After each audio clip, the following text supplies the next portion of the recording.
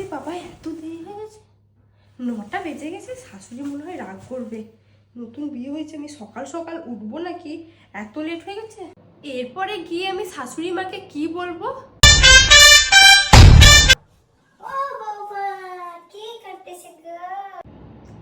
মা, আমি এখন উঠছি, আপনি দয়া করে রাগ করবেন না। আরে বৌমা, কি করতেছো? এত হুট্টোপাটি করার কি আছে? মা, আমার তো ঘুম থেকে উঠতে অনেকটা লেট হয়ে গিয়েছে। আপনি যাতে রাগ না করেন সেজন্য আমি তাড়াহুড়ো করে উঠছি। আমি কি তোমায় কিছু কইয়াছি বৌমা? কেন বেলা করে উঠেছো? কিসের জন্য উঠেছো? আমি কি কিছু কইয়াছি? আমি তো এইসব কিছু কইয়াছি না।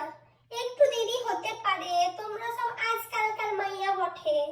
একটু দেরি করে উঠলে কোনো অসুবিধা নেই, আমি তো সব বুঝি।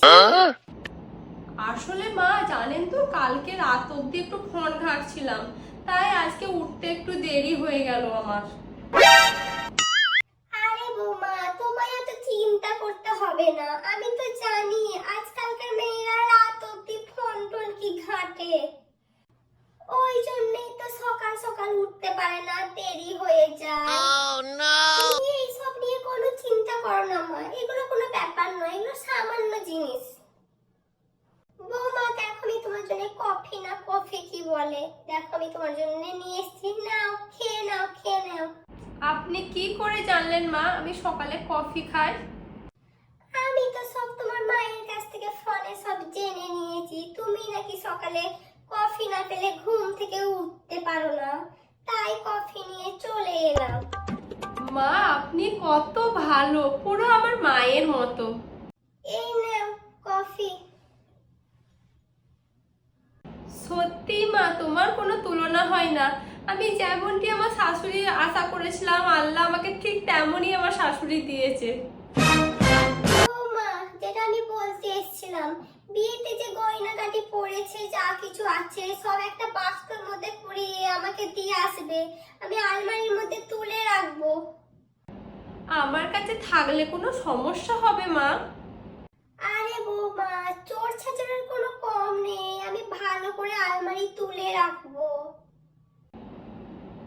শাশুড়ি মা যখন আমাকে এত ভালোবাসছে, সামান্য গয়নাটুকু আমি আর নিজের কাছে রাখবো না, দিয়েই দেবো মাকে। ঠিক আছে মা, আপনি চিন্তা করেন না, আমি সমস্ত গয়না বাক্সে কুড়িয়ে আপনাকে দিয়ে আসবো। সোনা বৌমা, ওষুধের কাজ হয়েছে। ও বৌমা, হ্যাঁ মা, কফি এনেছেন? কফিটা টেবিলের উপরে রেখে দিন, আমি বেডটা ঝেড়ে নিয়ে দিয়ে খেয়ে নেব। অনেক তো ঠ্যাংয়ের ওপর ঠ্যাং তুলে খেয়েছো, এরপর তো ঘরের কাজে একটু মনটা দাও। মা, আপনি এইভাবে কেন কথা বলছেন? কেন, আমি কি এমন কইয়া ফেললাম? যাও, এই কাপড়গুলো কাচোগে যাও, অনেক খেয়েছো বসে বসে। লাট সাহেবের বেটি কিছু কাজ করবে না, শুধু ঠ্যাংয়ের ওপর ঠ্যাং তুলে ফোন ঘাঁটবে। যাও যাও, কাজ করোগে যাও। মা, আপনি তো বলেছিলেন আজকালকার মেয়েরা একটু বেলা করে উঠে, তাই আমি বেলা করে উঠেছিলাম। নেকাপড়ার কথাগুলো আমায় কইবে না, অনেক নেকামো দেখেছি। যাও, এই জামা কাপড়গুলো এনেছি, কেচে নাও গে যাও, যে ভালো করে রোদে শুকাতে দেবে। আর রান্না চাপাবে দিয়ে যাও।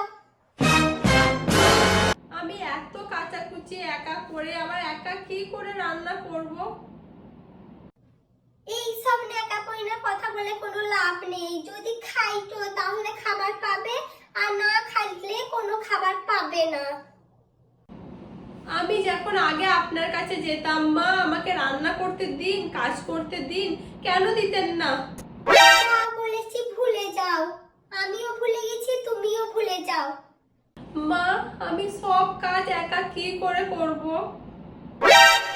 ওরে আমার নেকাশ্বরী, বিয়ে করে আইছো কেন যদি খাটতে পারবে না? জানো না শ্বশুর ঘরে না খাটলে ভাত নেই? মা,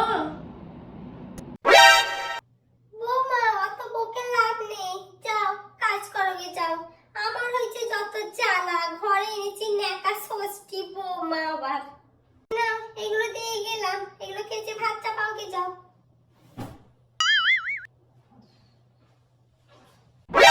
এখন বুঝতে পারছি এতদিন আমার সঙ্গে ভালো ব্যবহার করেছিল শুধুমাত্র আমার সোনাগুলো হাতানোর জন্য। মিষ্টি মিষ্টি কথা বলে আমার গহনা সোনা সব হাতিয়ে নিয়েছে, এরপর আমাকে আর চেনে না। শাশুড়ি কি কোনোদিনও মা হয়? শাশুড়ি কোনোদিনও মা হয় না।